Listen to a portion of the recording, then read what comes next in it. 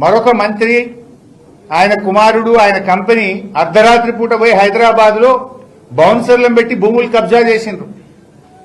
మరి ఆ రోజు నుంచి ఈ రోజు వరకు ఆ మంత్రి గారి కుమారుణ్ణి గాని ఆ మంత్రి గారి కంపెనీ రాఘవ కన్స్ట్రక్షన్ లో ఒక్కరిని కూడా ఎందుకు అరెస్ట్ చేయలేదు? దాని మీద ఎందుకు సిట్ అయ్యారు? పట్టబగలు ఒక పేదవాడు సామాన్య ప్రజల భూమిని కబ్జా చేస్తే, కోట్ల రూపాయల భూమిని హైదరాబాద్ నడిబొడ్డున కబ్జా చేస్తే ఆ రోజు చట్టం ఏం చేసింది? దాని మీద ఎందుకు సిట్ అయ్యారు? దాని మీద ఈ రోజు వరకు ఎందుకు అరెస్ట్ చేయరు?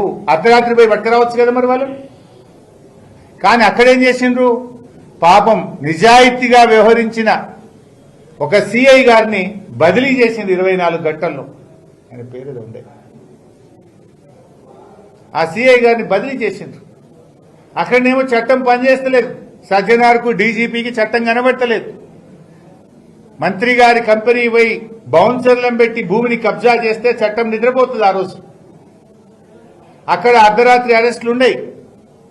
పాపం నిజాయితీగా వివరించిన సిఐనేమో ట్రాన్స్ఫర్ చేస్తారు, ఆయనకు బహుమానం ఇస్తారు బదిలీ చేసి. ఇదా చట్టం మిస్టర్ సజ్జనార్?